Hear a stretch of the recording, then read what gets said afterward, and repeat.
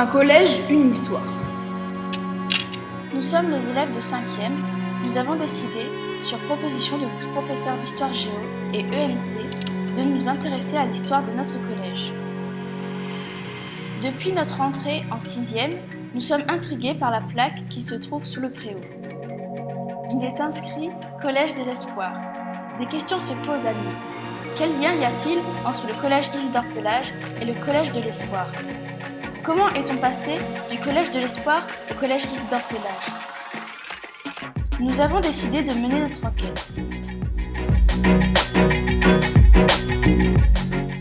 Pour répondre à nos interrogations, les intervenants à qui nous adressons nos remerciements nous ont apporté de précieux renseignements. Tout particulièrement, Madame Marie-Lucille Croisetu, habitante et personnalité très active au niveau de la commune, ancienne professeure au collège et faisant office de principale adjointe. Madame Julienne Ligean, ancienne élève du foyer et du collège, ancienne secrétaire du collège.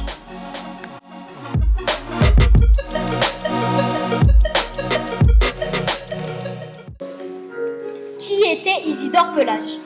Monsieur Isidore Pelage était un ancien directeur d'école à la retraite. Il fut commandeur des Palmes académiques et reçut la médaille de chevalier de l'ordre du mérite. Il souffrait d'un problème d'acuité visuelle et devient par la suite complètement aveugle, ce qui ne l'empêcha pas, malgré son handicap, d'assumer son rôle d'éducateur. Du foyer au collège. Monsieur Pelage créa le foyer culturel Saint-Anais, à travers lequel il organisa la formation des jeunes par le biais du Dumidor.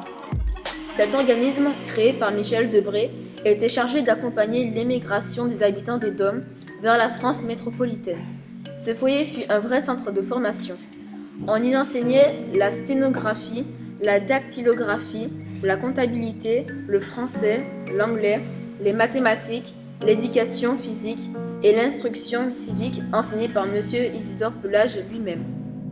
Le préau était tapissé de phrases flash telles que « L'exactitude est une force » ou encore « Un homme qui sait lire est un homme sauvé » pour que la vie de chaque élève, citoyen de demain, en soit imprégnée.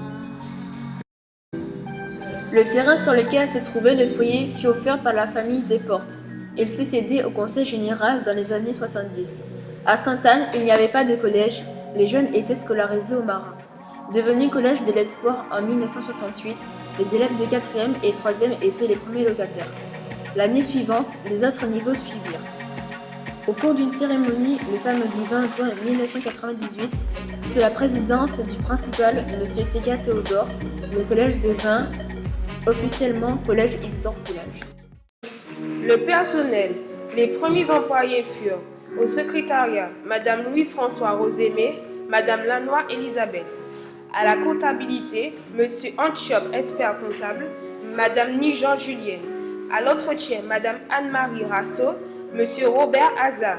Les enseignants, Messieurs Barty, Fonsa, Cromwell et Jaga. Les chefs d'établissement. De 1978 à 1980, Monsieur Sarma.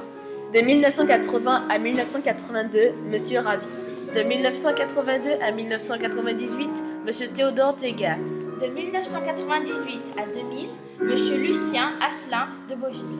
De 2000 à 2002, Monsieur Louise Alexandrine. De 2002 à 2006, Monsieur Édouard Thiraud. De 2006 à 2011, Madame Maryse Desmar. Depuis 2011, Madame Flora Louis-Jury. Ce travail nous a apporté beaucoup sur l'histoire de notre collège, l'histoire de la Martinique, l'histoire de la France, dans la lutte pour l'égalité, sur le Bumidum.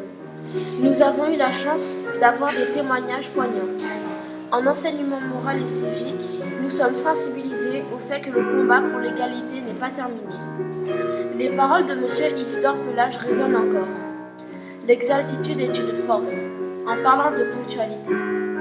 Un homme qui sait lire est un homme sauvé. Et après, nous avons tenté de retrouver une photo de Monsieur Isidore Pelage, afin de mettre un visage sur ce nom qui nous semblait si anonyme. Mais en vain, nous ne désespérons pas. Des prolongements possibles. Réaliser une plaque au nom d'Isidore Pelage et pourquoi pas un buste. Nous remercions toutes les personnes qui nous ont aidés à donner vie à notre projet.